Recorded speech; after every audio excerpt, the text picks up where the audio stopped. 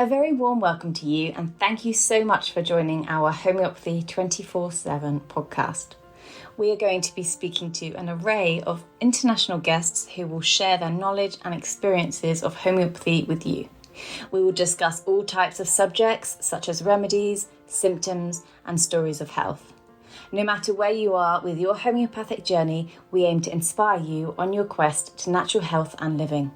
The podcast is brought to you by Greensmith, the founder of Homeopathy 24/7, which is a global platform connecting you with a homeopath wherever you are in the world, 24 hours a day. So let's get started with today's chat. Please welcome Mary Greensmith. Hello, welcome. Thank you so much for joining us today. And I'm really pleased to be able to welcome Alexandra Ross. It's lovely to see you, Alexandra. Thank you for joining me. Hi, Mary. Thanks for having me. Now, you are a homeopathic student, is that right? That's right, yeah. And so tell me a little bit about this process. How far are you into studying homeopathy? So I'm just finishing my third year now. So that means the course is 4 years, so I have one more year left next year, and then hopefully I will be graduating with my licentiate in June 2026. Yay, yay. It's always so exciting. And so many people ask us about training. So I jumped at this opportunity to bring you on and talk about training to be a homeopath. Can you tell me a little bit about life before homeopathy? What is it? Where do you live? Where are you? Why were you drawn to homeopathy? So I live in the countryside. Between myself and my husband, we have an organic dairy farm where I still help out when I'm not busy studying. So the time that I spend on the farm has reduced, obviously, with the studying. And I had started seeing clients under supervision this year, so that kept it extra busy because I had to see the clients, and then I had another appointment for supervision, so that was part of the homework. And so, as I said, we live in the countryside in beautiful West Cork in Ireland. Okay. And it's a fabulous day today for a change. We have nice bright sunshine. And yeah, it's great. Life has been very, very busy since I started studying homeopathy. And life has put a lot of challenges towards me since studying homeopathy. That's one thing that I found is it your view changes maybe, or like your whole perception, like with homeopathy being an energy medicine, when you start studying it, it really changes your life. It's really bizarre, isn't it? And that's something that we'll talk about in detail, because it's so much more than learning homeopathy, isn't it? But so first of all, those that don't know, you have an organic dairy farm. So how many cows do you have? We have about 120 cows.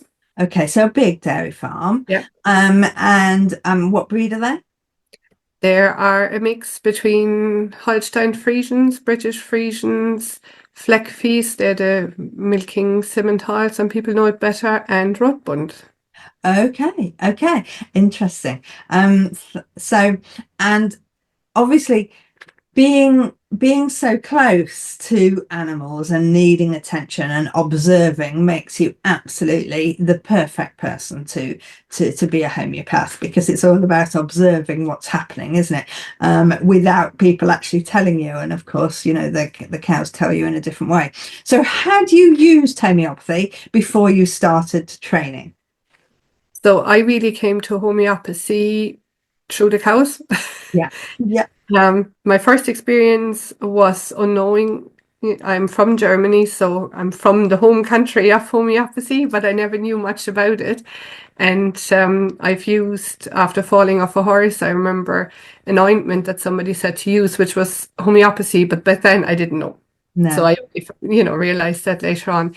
So then when I married my husband and I started helping out on the farm, I realized that in certain things, the vet just couldn't help. Yeah.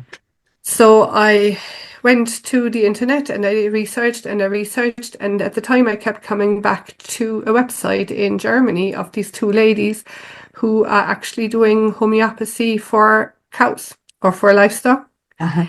And they were trained veterinary naturopaths, which is actually a profession in Germany, and they offered courses for farmers, which were tailor-made for cows. Yeah. There's another one in the UK. I did both. I actually started with the one in Germany because it was more reasonable price-wise to go for a weekend over to Germany and do that course rather than going a couple of weekends over to the UK. And I did that course, and then there was a few things where I was kind of stunned. The one thing I will always remember is that she said, if you have a cow with problem calving and you give calophyllum, Yeah. that they shoot out like a bullet. Yeah. And when I was sitting there, I was thinking, yeah, right. As if that's going to happen. Yeah. So I came home and I started, and we were very fortunate. We had a homeopathic vet very close to us. So I got in contact with him and he helped a lot, but then he always challenged me a lot. So he never actually gave me a straight answer. So he always made me learn and look up things myself as well as prescribing. So I forgot about it kind of a small bit, with life getting in the way and being busy. And I remember being outside in the field one day and I had a cow where the calving was a little bit difficult and the calf felt a little bit stuck. So I didn't want to bother my husband because I don't know what, he was busy anyway. And I remembered Okay. this lady saying, if you give calophyllum, that the calf shoots out like a bullet. So I went to the house, got the calophyllum, and gave the calophyllum, and the calf shot out like a bullet. So that was rather funny that it actually happened that way. So really, and through the cows and the homeopathic vet, that's how I came to homeopathy, because I felt quite confident at the time, with prescribing alongside him. And, I always had him to fall back on. And he ended up seeing everybody in our yard, including the humans, Yes. as he was a homeopath. So he just wasn't a veterinary homeopath, he treated people as well. And he retired. So that was a big shock because he was the person that I always relied on. And I felt, look, with the animals, I kind of knew what I was doing and, was just supporting. And then we had obviously the vet as well to help us. But when it came to my children, I just felt, oh my God, what am I going to do with them now? Yes. Because Panic. he's always seen them. So I ended up with the children and I was like, what am I going to do? And then I said, fair enough, I just have a look. Surely there's some courses out there. So I came across the Irish School of Homeopathy, where I'm currently a student, and they were offering a 5-day home prescriber course. And I said, oh yeah, that may be a good idea to do that, because then I can learn about the children. But it was quite expensive. So I was humming and fumming, will I do it, will I not? And they wanted me to do a beginner's course. And I thought, I already knew enough, which I realized then I didn't. But that happens too. So I did the course anyway. And the course was really, really interesting, but it showed me how much I didn't know. Yes. And it gave me the hunger to learn more, because all the information came easy to me and I really enjoyed doing it. And I signed up then the following year to start the professional homeopath course, the licentiate program. Yeah. And it's so fascinating, isn't it? And I'm often saying to people, be warned that once you start down this journey, it never stops. It's just so fascinating. You're always wanting to be learning more. But tell us a little bit about what going to college physically means, first of all. Do you actually go in person or is it online? So there's the option of both. Initially, when I started, so the Irish School of Homeopathy is predominantly based in Dublin, in the capital in Ireland now. But when I started, I actually started in Cork City. Okay. So back then they had a school in Cork City as well, but for various reasons, cost reasons and so on, we only did 1 year, and then I transferred over to Dublin, which was fine. Yeah. There is an option of Zoom as well, so all lectures are hybrid, that you can attend them in person and over Zoom. Now, some due to, various reasons, if the lecturer, can't make it to the college, it can be all on Zoom, but most of them are hybrid.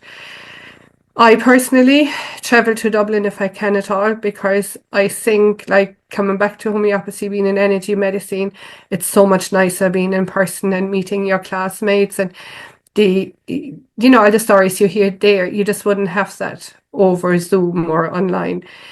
But it's really nice to have it online if you can't go for whatever reason, say if a child is sick, or like, there's various reasons why you might not be able to travel, because it takes me 3.5 hours to drive to Dublin, and I have to stay overnight. Yeah. So it's a big thing. It's not, it's not like I just do it, because it's half an hour away. No, that's right. It is a big thing. And, when I was training, none of it was online, and you had to go in person, and it didn't matter if you had to, go across the country or whatever. But yeah, it because it's not just the cost of the course. Then you've got the cost of staying somewhere, you've got the cost of travel, as well as the cost of all the books, of course, as well. And so it is a big investment, isn't it? Financially and emotionally. I think it is, yeah. So financially, it's big because, as you just said, you have the course fee, the books, and you want to learn, because you're not doing this to not learn. I think once you're hooked with homeopathy, it's lifelong learning. You will never stop learning. I always loved books. Yeah. And I think my husband's going mad about how many books I buy and how many books I want, and the big list I have of books I need. Yeah. Which, like, I probably won't need them all, but you just like to, because, if in the lectures you hear about various things, because they're held by various homeopaths, and every homeopath has their own view and, their own specialities and their own book recommendations that they like. Of course. And you want to have them all, especially when you're studying, I think. But, like, it's, I think after 2 years, you kind of start, okay, look, I just have a look at what I really need, because initially you just, jump at anything that is. You do. That's right.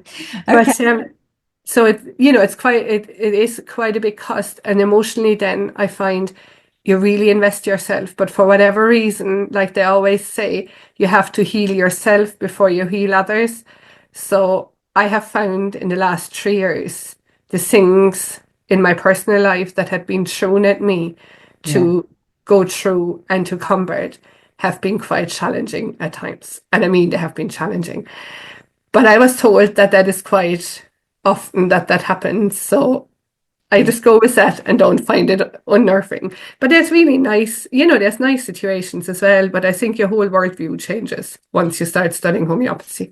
Yeah, I think I think, and we just don't get that before we start, do we? That it's just, you think you're just going in to learn about the practicalities of homeopathy, but you explained it very well at the beginning and said it's the energy and the transformation. You actually change as a person, which means that those around you might not be changing at the same pace. So it brings difficulties, it brings conflict, it brings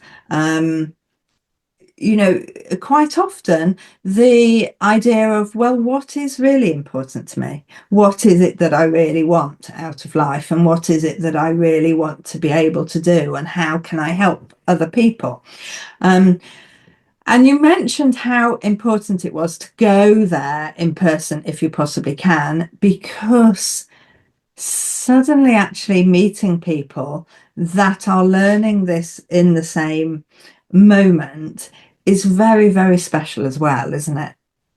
It is. I find, in, like, if you compare it between Zoom, say we go with, like, say if everybody's on Zoom and everybody's in the classroom, I would always choose the classroom. It's just, you feel the energy of the lecture way more. You can actually have a chat in the break. You can talk to your classmates, the people you're studying with, how they experience things. Sometimes, they have questions or they wonder about something. Yeah, we have a WhatsApp group as well, and that's fantastic because we exchange things. But you're there in person, and then you've all the support staff of the school as well, say, the manager of the school and various other people, where you actually get support yourself, which is a very big thing, because sometimes you just don't know which direction to go, or if there's challenging things with, especially now when you're starting to see people under supervision, you could be triggered, with something that somebody tells you because you've experienced something similar without even knowing that it would trigger you. And I'll be honest with you, the support in that regard is phenomenal. You couldn't say anything between the year tutors and, all the other stuff at the school. The support is fantastic. And there's no question you can't ask, which is, I think, very important if you study anything, but especially if you study something so life-changing than homeopathy. Yes, yeah. Okay. Let's go through for a moment each year and what how that evolves. So the first year that you go, you're generally learning about the Polycrests, is that right? So the first year, yes, it was Polycrests, and it was predominantly about the philosophy of homeopathy. Okay, so let's just break that down then. So Polycrests, we mean the 50 most used remedies that have the biggest picture.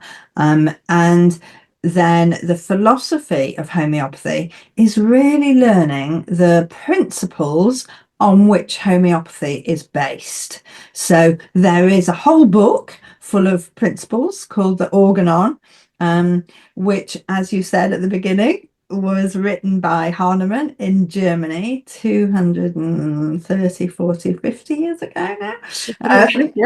Quite a while. And we still work on every single one of those principles, don't we? We do, yeah.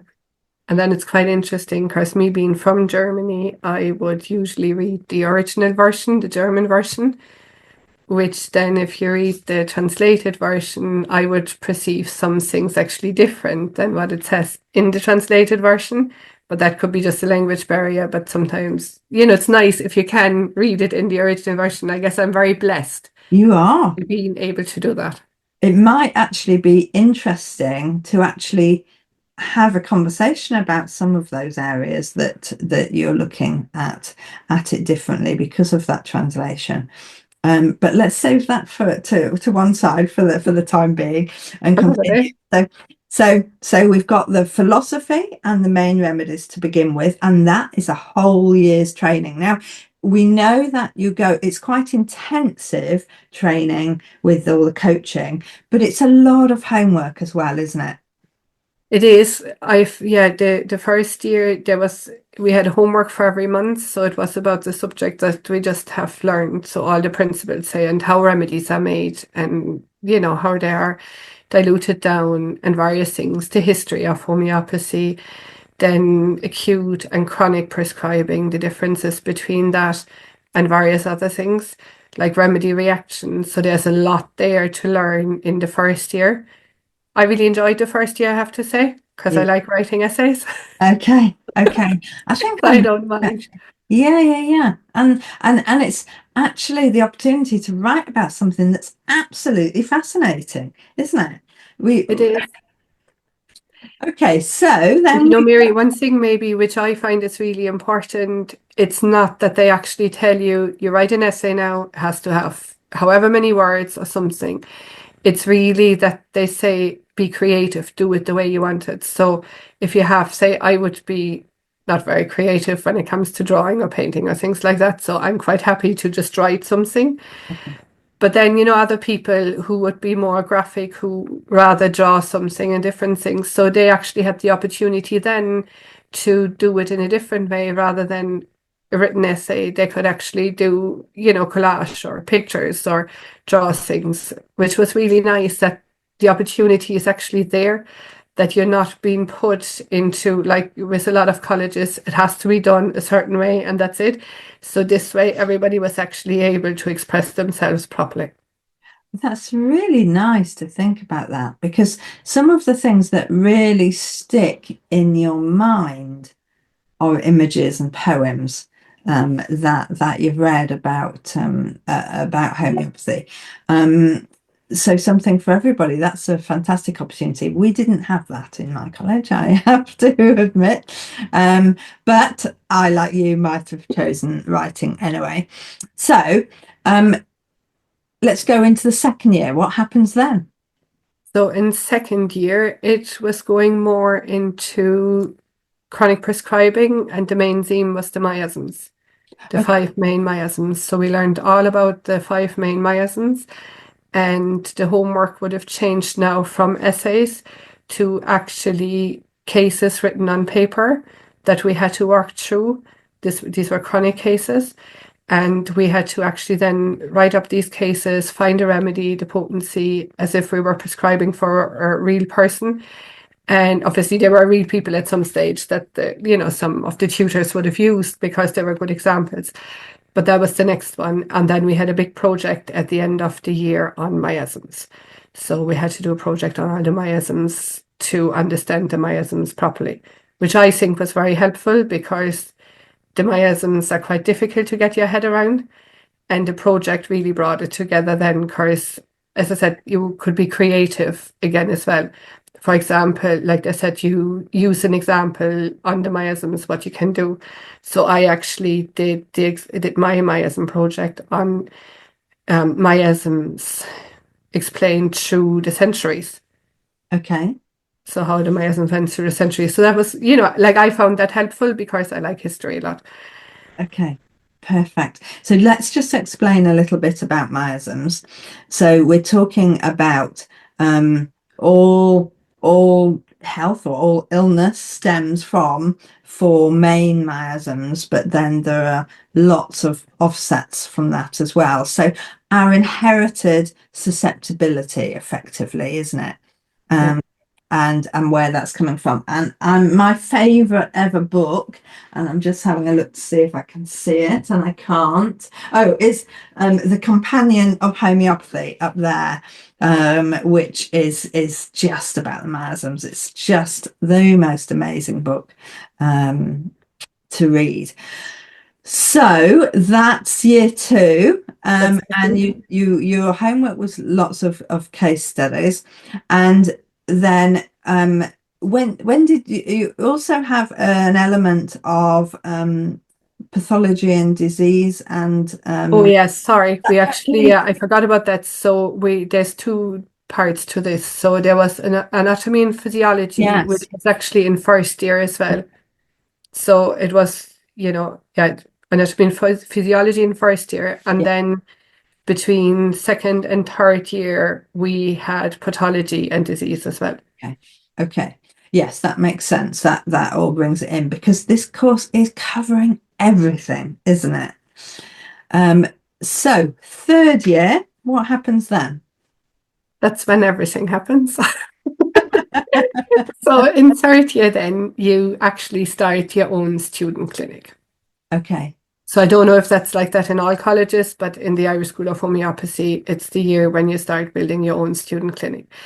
So you start seeing people Mary, I forgot one thing that's quite important. You always have study groups. So you start with study groups in year 1, where you meet usually once a week with a couple of your fellow students, so you're in groups, and you actually look at homework and different cases together.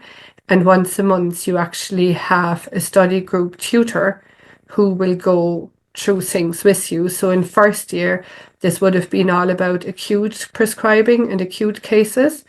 And then going into second year, we started seeing clients once a month in the tutor groups.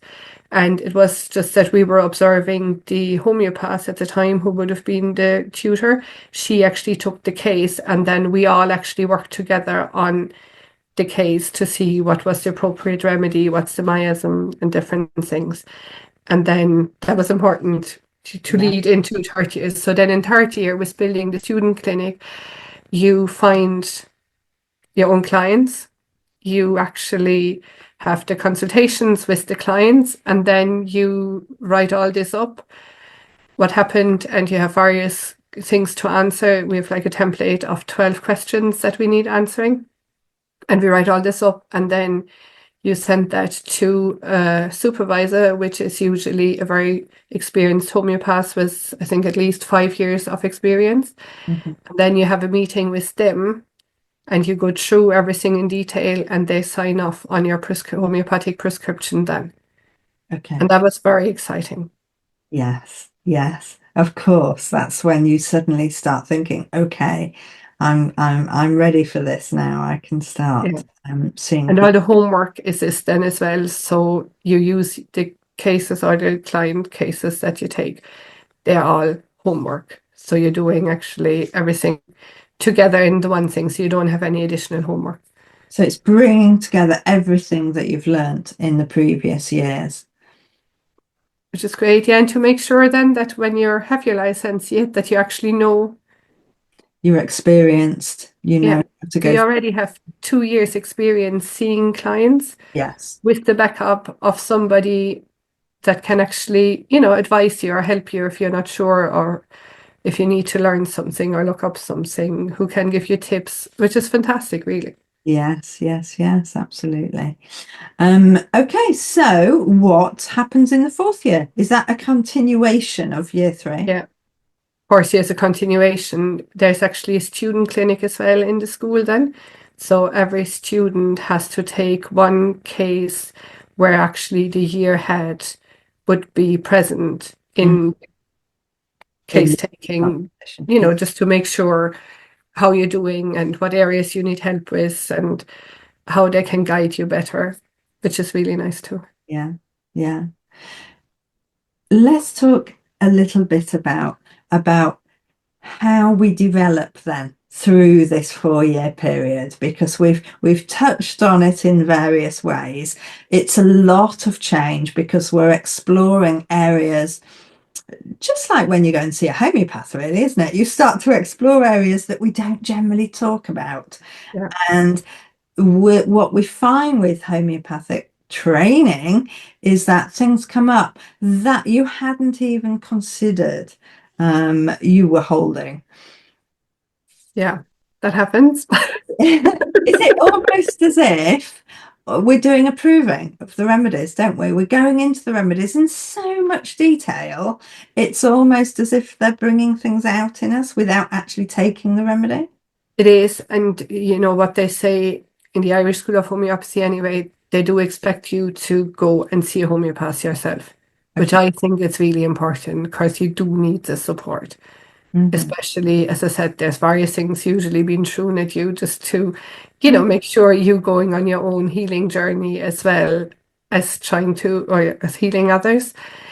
And I find with those, things that came up for me, for example, I never realized like I had, I wouldn't complain about my childhood at all, but there were things that came up for me from my childhood that I only realized, oh, this is actually strange. I've never worked through this, or like various things that happened. My grandmother was very ill when I was about 10, and unfortunately, she died. And I only realized when I was actually going through the training that I've never dealt with it at all. I was only a child, but Yeah. a lot of the time things like that aren't really talked about in families, and parents try and keep that away from children. So I actually cried about that the first time. Yes. I think it was in second year of college, because I hadn't realized that I was holding all this Yes. grief, I guess, at the time. So things like that are quite It's, difficult it's sometimes. And that's why I'm saying these are the things that life throws at you that you do not expect. And like where you go through your own healing journey. Yeah, absolutely. And the same thing happened to me. I had a complete breakdown in, in one of the lectures. Um, because the lectures are generally taught with such passion, and they bring the remedies to life. And in this particular um, one that we had was Staphysagria, and she had us lying under the tables and was walking around cracking a whip. And it was so dramatic. It was, yeah, a complete meltdown for me. And it just makes you realize, okay, my body was holding something then. Yeah. And yes, we definitely need to go and see somebody and just talk about, have the opportunity to be releasing some of that emotions that we're holding. But you know, the nice thing is the support then is there. So you're actually held, you know, during that time when you need help and when you need support. And it really is the whole transformation of yourself, I think. Yes. But Yeah. it's fantastic. I wouldn't go back again. And there No. has been, I'll be honest with you, Mary, there has been times where I thought, what am I doing? You know, am I gone completely mad? Yeah. But you know, it's just there are momentarily things when things don't go right. But no, I think I wouldn't change a bit. No, no, no. And you're always going to, everybody just looks back at their training days with such passion and happiness, because you know, it's all a very empowering opportunity. Yeah. And I think, you know, the friendships you make as well are great because it's just different to your normal environment because they're people that do the same things than you. Yes, they might have other experiences and experience it in a different way. But at the end of the day, you all have the same goal. You Yes, want to help yes, people be healthier. yes, exactly. So, which is really nice.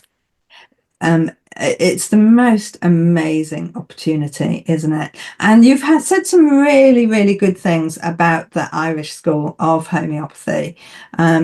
Is your college available for people elsewhere to do online? Yes, it is. And I know that there was a woman from America, I think it was, who did the whole course over Zoom. Okay. So I think the opportunity is there. I would certainly inquire to Yeah. the person responsible at the moment still is Jerry Murphy. He's the manager of the school. And then there is Nikki Taylor as well. So between the two of them, they're very open for anybody, I'm sure, who would like to inquire about that. Because as I said, I know it's possible because there are some people who have, you know, only attend even in our year who wouldn't attend in person that often due to, you know, family reasons Yes. where it's not possible. So yes, as far as I know, it is open to anybody in the world if they would like to study at the Irish School of Homeopathy. Oh, it's so brilliant. We'll put the details down below so that people can inquire and find out more. And I'm so pleased that you have really enjoyed this whole process, this transformation, this growth. And so, I mean, what are the takeaways that you would like to other people to understand about this journey? What is it that you would most like to say about doing a homeopathic course? I think if you are anywhere considering doing it, just do it because I know that I don't know about other colleges, but in the Irish School of Homeopathy, you can actually just do the first year just as a taster, so you don't have to sign up for all 4 years. So there was people in my year who actually did only do the 1 year because they wanted to learn more about homeopathy, but they didn't want to become a homeopath. Okay. So they did the first year, which I think is called the foundation year, and that's all they needed to commit to. And then afterwards, you know, they were able to think about if they wanted to continue, and some did and some didn't, and that's okay. Yeah. Yeah. But I think if anybody has any interest, just go and do it. Yeah. Because it changes your life. It totally transforms who you are, but I think it brings you closer to your true self. Exactly. That's a real good point. It is. It's about finding yourself, isn't it? And that's what's so wonderful about homeopathy. Thank you so much, Alexandra. It's been lovely to chat with you. Thank you for sharing. Thank you so much for having me, Mary. Thank you so much, Alexandra, for going through that with us. It's really quite interesting to find out how the colleges are acting and what people can expect when they decide to study homeopathy. Now, next week, I have the pleasure of having Dr. Varsha Khurana here with me in Alderney. So we're going to be doing a little podcast together. I hope you enjoy it. Take care. I do hope you've enjoyed these episodes, and I do hope you can subscribe to our channels. Now, there are various ways for you to listen to our podcast or watch it on video on YouTube. So whether it's iTunes, Spotify, or YouTube, please do subscribe and please do leave us a review. If you leave us a review on these platforms, then more people will see our podcast. We just want more people to share the joy of homeopathy. It's a choice that everybody should know about. Please do everything you can to help us help more people.